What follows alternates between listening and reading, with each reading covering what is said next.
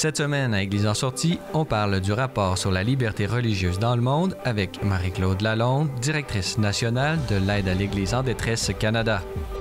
Et on vous présente un reportage sur le lancement des activités du mois missionnaire extraordinaire 2019 des œuvres pontificales missionnaires du Canada.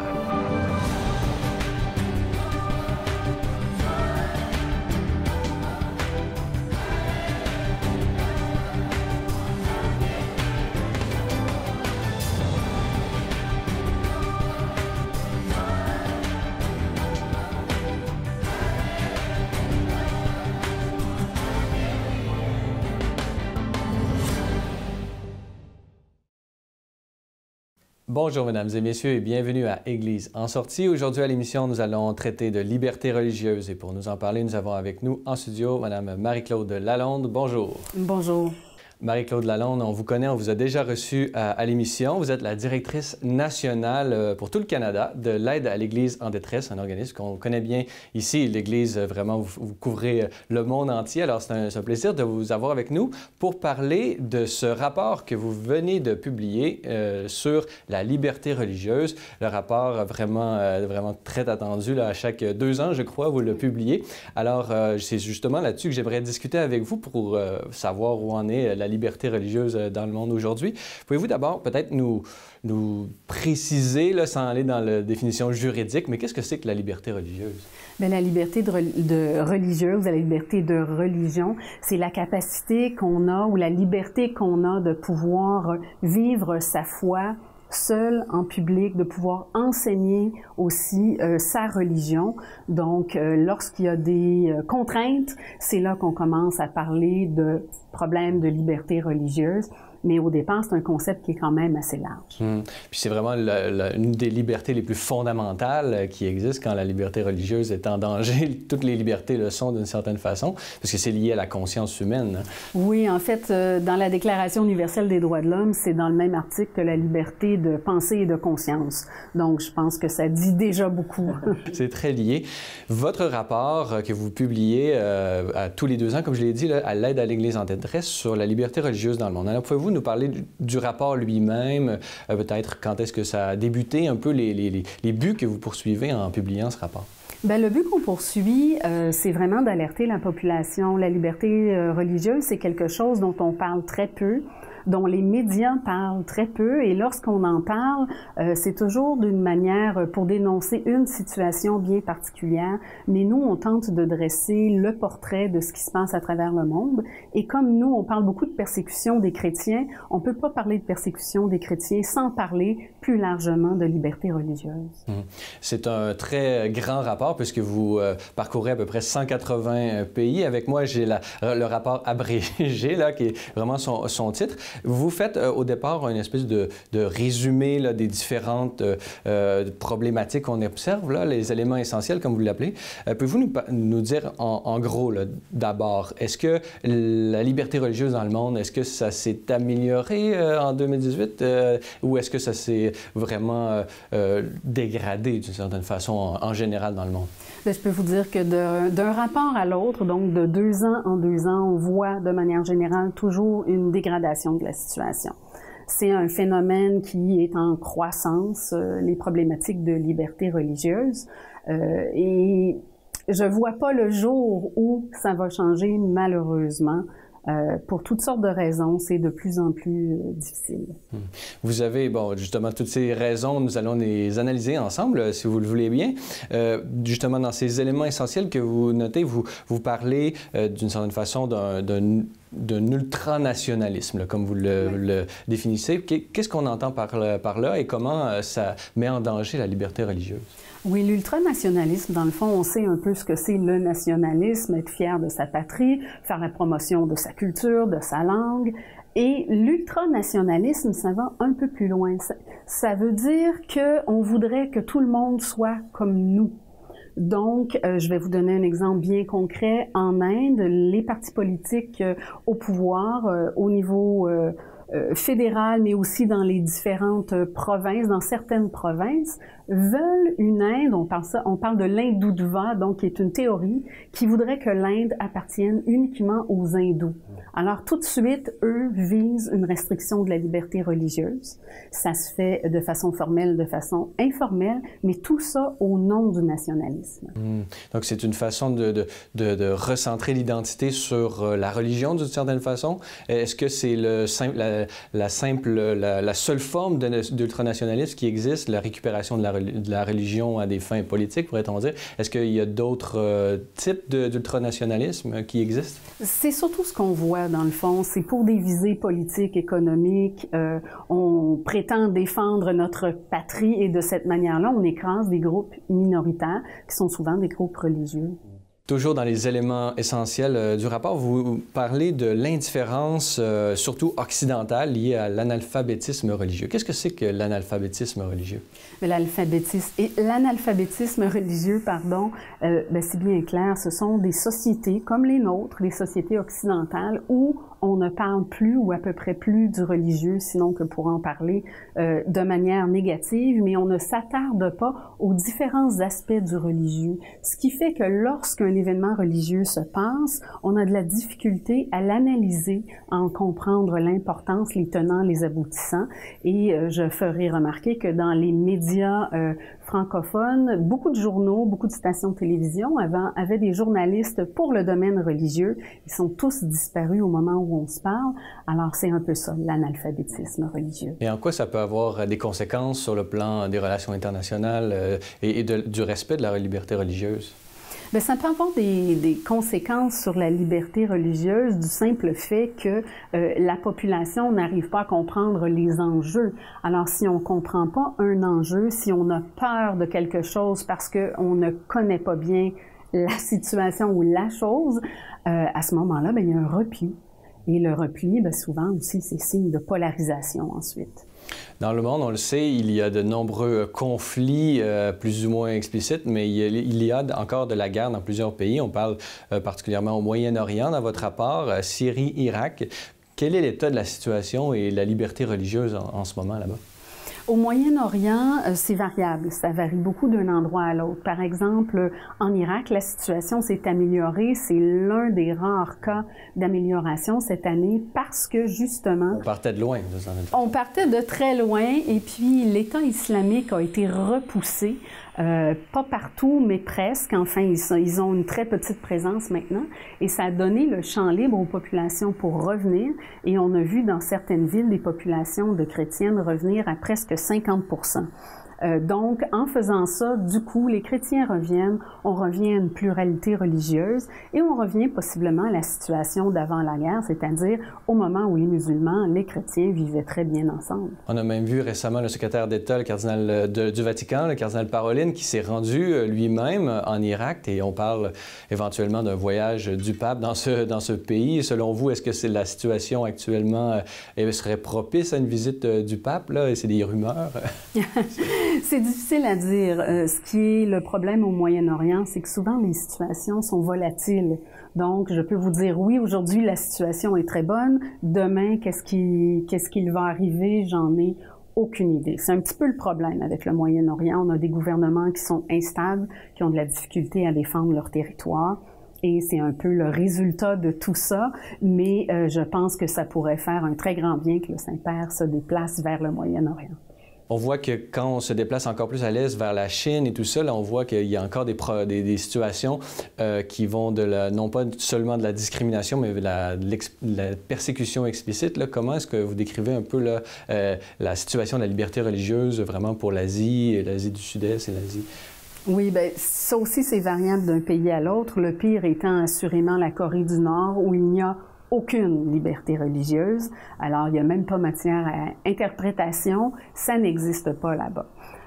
On a des pays comme la Chine où on dit oui, il n'y a aucun problème, différentes religions peuvent cohabiter en autant qu'elles épousent les valeurs chinoises. Et ce qu'il faut entendre par là, ce sont les valeurs du système communiste. Il y a eu un accord entre le Vatican et la Chine récemment. Comment est-ce qu'on peut interpréter ça selon vous? Bien, Je pense que c'est une bonne chose, c'est une belle ouverture. Je pense que le Vatican a démontré beaucoup d'ouverture dans cette entente-là, mais dans la vie de tous les jours, je ne crois pas que ça ait changé beaucoup de choses. On a toujours des gens qui se font emprisonner, interpeller pour des motifs religieux et je ne me souviens plus en quel mois, mais je pense dans la deuxième moitié de 2018, on a même interdit la vente de Bibles en ligne. Donc la situation est quand même loin d'être normalisée. Peut-être que justement ces relations, disons ce pas en avant dans les relations peut aider justement au dialogue et justement enlever les peurs qui ne sont pas nécessairement légitimes. Un autre problème qu'on imagine et qui se retrouve dans votre rapport, c'est une certaine progression de l'islamisme militant qui n'est plus nécessairement seulement au Moyen-Orient, mais qu'on retrouve également en Asie, par exemple aux Philippines et en Afrique. Pouvez-vous nous parler un peu de cette progression? Bien, la progression, en fait, c'est quelque chose qui était annoncé. C'est là depuis longtemps, mais je pense que la visibilité est accrue. On a vu ce qui s'est passé avec l'État islamique, par exemple, avec Al-Qaïda. En Afrique, on a des groupes comme Al-Shabaab, Boko Haram, mais dans le fond, c'est toute la même mouvance islamique. Alors, des gens qui croient que la seule voie, c'est l'islam, et c'est l'islam aussi à leur manière. Donc, il faut savoir que les musulmans souffrent également de cet islamisme radical. Donc, oui, il y a une progression, mais c'est variable. Cette année, on a vu au Nigeria beaucoup de problèmes dans la région qu'on appelle le Middle Belt. C'est essentiellement un problème entre des fermiers et des agriculteurs et des éleveurs, mais c'est devenu rapidement un conflit religieux parce qu'un groupe se trouve être chrétien, l'autre musulman. Donc, on voit ce qui se passe et en plus, de l'extérieur viennent justement ces extrémistes d'autres pays, alors qui essaient là de s'imposer, eux aussi avec leur propre visée. On profite un peu du chaos pour essayer de régner. Et d'imposer une vision et vraiment de restreindre la liberté de conscience et de religion, on l'imagine. Ça doit être très difficile de dialoguer avec des gens comme ça. Pouvez-vous nous parler aussi un autre élément qui est vraiment important dans votre rapport, c'est le statut et la reconnaissance du droit des femmes en particulier. Pouvez-vous nous parler un peu là, de quelle est la situation des femmes en lien avec la liberté religieuse dans le monde? Bien, ce qui se passe, on va retourner un peu en arrière quand on regarde les zones de conflit, les situations difficiles, les situations de guerre civile ou d'affrontements ethniques. On a vu en temps de guerre l'utilisation des femmes, par exemple le viol, comme arme de guerre. Donc, c'est un concept qu'on connaît, qu'on comprend. Maintenant, dans les problèmes de persécution religieuse, on n'est pas dans de la discrimination. Rendu là, on est vraiment dans la persécution. On fait la même chose. Alors, on va kidnapper les femmes, on va les violer. On va tout faire pour qu'elles soient enceintes, sachant que les femmes auront beaucoup de difficultés à quitter lorsqu'elles ont un enfant. Et on s'assure de cette manière-là d'avoir plus de gens de notre confession religieuse et aussi d'élever la prochaine génération. Alors, c'est une façon de soumettre les femmes pour qu'elles se convertissent, pour qu'elles restent et, dans le fond, pour qu'elles participent à la prochaine génération.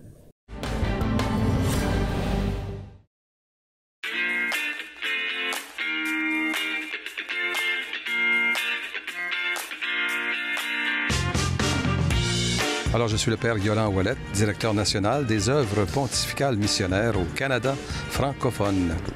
Les œuvres pontificales relèvent donc du Vatican, un service d'animation missionnaire partout pour tout baptisé, enfants, ados, adultes, pour le clergé, pour les religieux, les missionnaires, tout le monde. Aujourd'hui, l'événement, c'est qu'on prépare l'extraordinaire. Le pape a décrété un mois missionnaire extraordinaire. Et on s'y prépare avec la contribution du Vatican, rien de moins. Les œuvres pontificales missionnaires ont préparé des documents, un recueil électronique. Donc, on lance un peu tout ça, tout ce qui est accessible, les sites web qui sont nouveaux, qu'on peut consulter pour se préparer à ce mois extraordinaire. On offre aussi, nous autres, à partir de notre service ici, national, à Montréal, les œuvres pontificales francophone, on vous offre aussi des outils, des ressources extraordinaires. Mais il y a un événement aussi extraordinaire qui s'ajoute aujourd'hui, dont je suis fier, c'est la renaissance d'une des 4 œuvres missionnaires. Donc, ça s'appelle l'Union pontificale missionnaire. Il aura donc son logo de dévoiler aujourd'hui, son site web, son autre nom aussi. Mais j'en suis fier parce que le pape François, lors du centenaire de l'Union pontificale missionnaire, demandait dans tous les pays que cette œuvre-là soit renouvelée et soit un service de qualité à toutes les églises locales. C'est ce que nous célébrons aujourd'hui, la renaissance de l'UPM.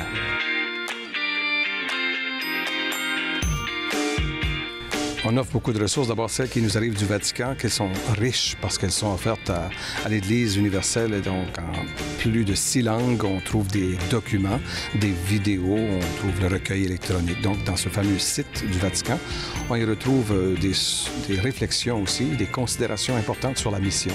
Bien sûr, on y retrouve les textes les plus beaux de François. Des lettres aussi du cardinal Filoni, on retrouve tout ça, et des méditations pour chaque jour du mois extraordinaire qui s'en vient, qui ont été faites dans la perspective où on est en train de se ressourcer pour être de bons disciples missionnaires partout sur la planète Terre. Donc les textes faits par les exégètes, c'est toute une mine d'or qui est offerte dans le recueil. Voilà ce qui vient du Vatican, beaucoup de choses, mais nous, du Canada francophone, on y ajoute un peu notre couleur locale et nos besoins ici. Donc on va aider l'Église canadienne-française dans ce que le cardinal Filoni a demandé aux évêques de se préparer. Et entre autres, il a suggéré des activités pour le mois missionnaire. Et entre autres, nous allons aider ici l'Église locale à préparer des liturgies d'ouverture du mois missionnaire, aussi une célébration de clôture de ce mois-là. On va vous offrir aussi une proposition d'une veillée missionnaire. Une veillée de prière missionnaire avec les grandes figures d'ici, les saints, les bienheureux, les vénérables qui nous interpellent à la mission. On vous offre aussi d'embarquer dans une campagne digitale. Alors ça, c'est quelque chose aussi. Ça va être donc un partage international qui va se faire dans une grande campagne digitale dans tous les réseaux sociaux.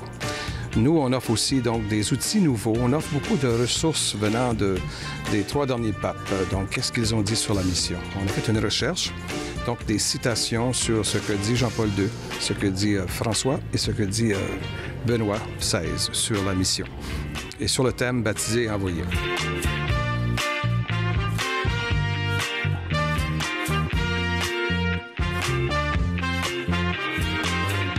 Bien sûr, on a une production vidéo dont on est fiers, faite avec la collaboration de Ciel et Lumière. Cœur missionnaire, ça c'est tout un bijou, des témoignages sur la mission, différentes façons de la voir, de la vivre également. C'est des témoignages pris ici, dans notre Canada francophone, puis aussi lors du CAM, Congrès de l'Amérique en mission en Bolivie, où il y avait différents pays.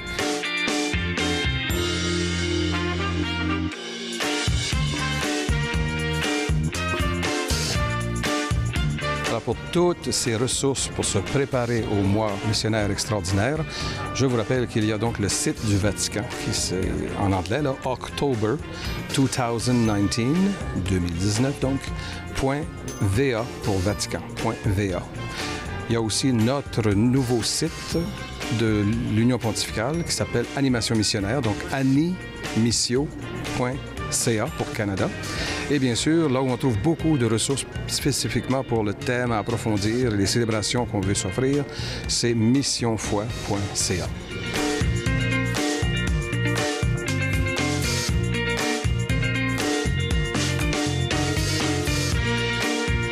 Quand on ouvre un site, on offre des sites, on offre des outils. Vous savez qu'il n'y a pas juste le Canada francophone qui en bénéficie.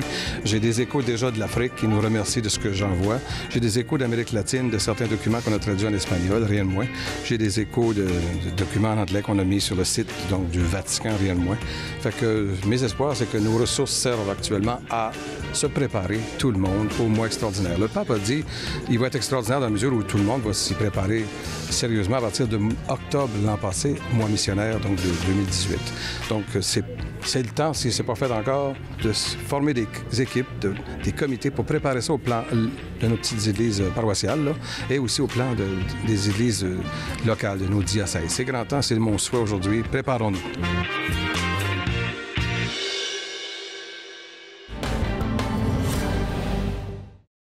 Peut-être qu'on pourrait faire le lien, justement, parce qu'un des symboles les plus importants de la liberté religieuse, aujourd'hui, c'est une femme, Asia Bibi, au Pakistan.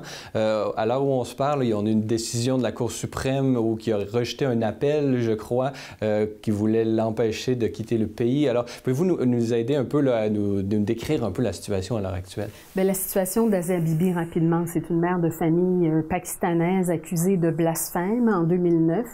En 2010, elle a été reconnue coupable et condamnée à la pendaison.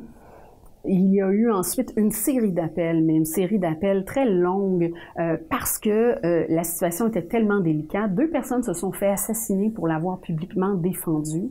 Les magistrats, les avocats avaient même peur pour leur sécurité. C'est toujours le cas en ce moment.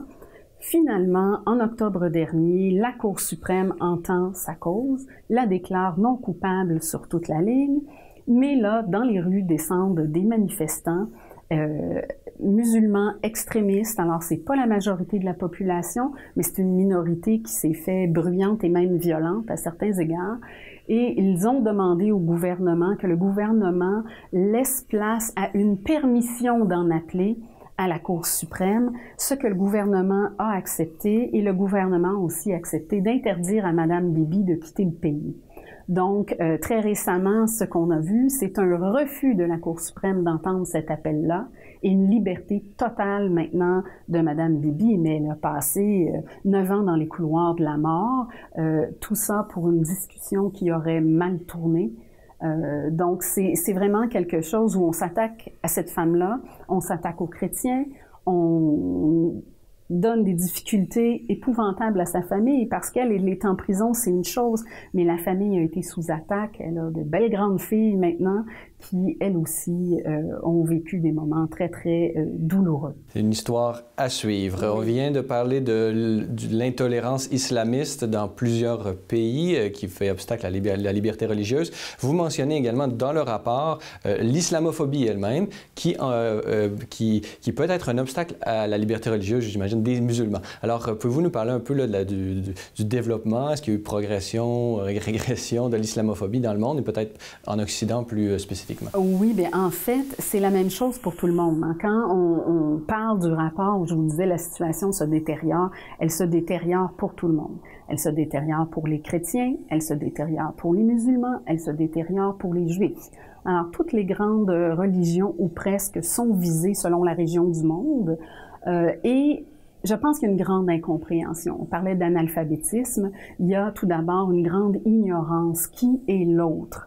Et ne pas savoir qui est l'autre, c'est souvent en avoir peur.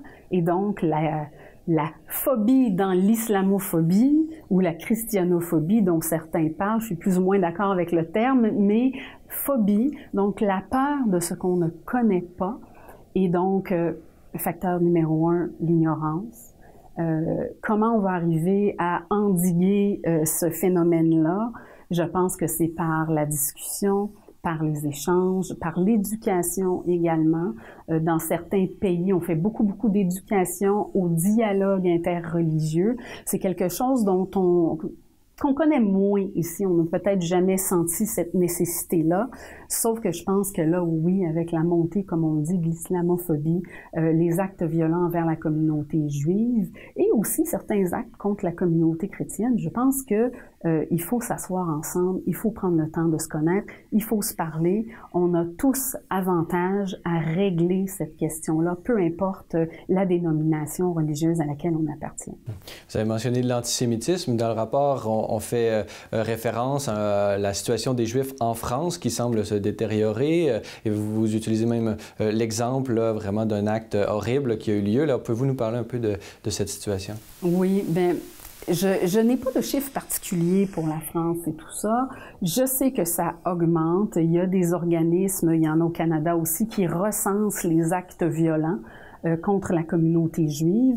En France, ce qui s'est passé et pourquoi finalement on s'aperçoit que c'est un grand problème, il y a une dame juive qui a été défenestrée de chez elle et donc qui en est morte.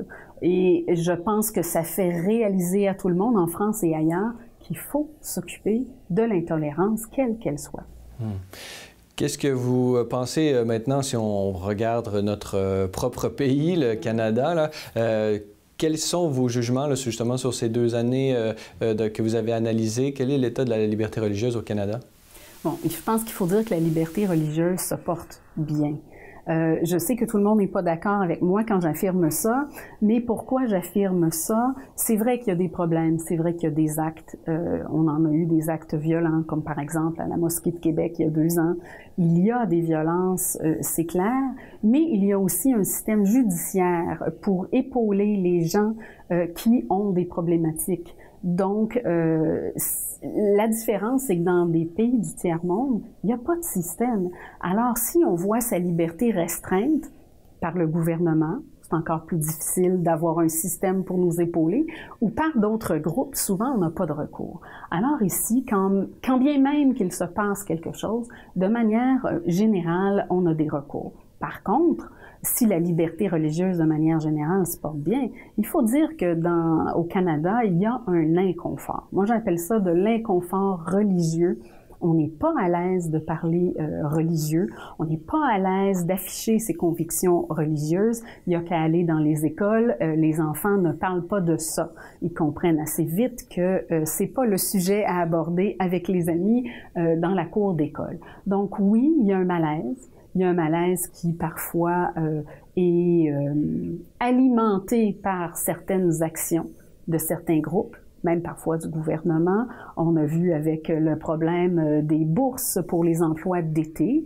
Heureusement, la situation, il y a eu un revirement de situation, mais quand même, on avait toujours des recours. Et c'est ça la différence la plus importante, c'est que oui, il se passe des choses ici, jamais de la nature de ce qu'on voit à l'extérieur, et on est capable de formuler des plaintes, on est capable d'être entendu, et puis il ne faut pas hésiter à le faire non plus.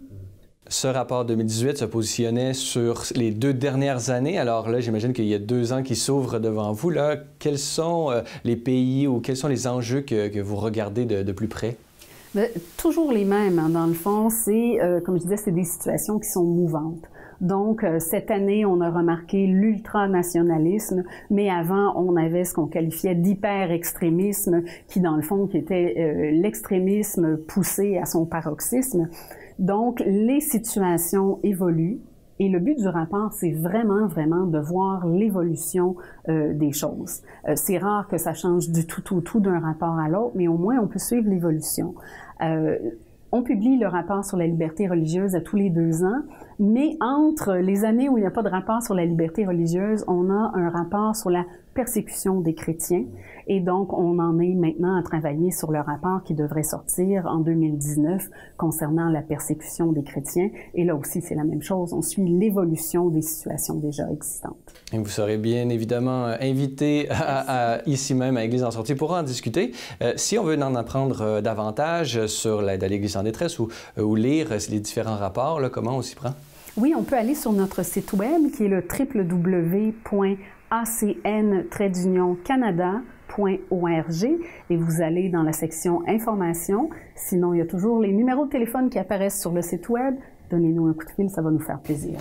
Très bien. Alors, Marie-Claude Lalonde, je rappelle que vous êtes la directrice nationale pour l'aide à l'Église en détresse. Alors, merci beaucoup d'avoir accepté notre invitation aujourd'hui. C'est moi qui vous remercie. Voilà, c'est tout pour aujourd'hui. N'hésitez pas, si vous avez des questions ou commentaires, vous pouvez m'écrire à l'adresse qui apparaît à l'écran. Revenez-nous la semaine prochaine pour un autre épisode d'Église en sortie.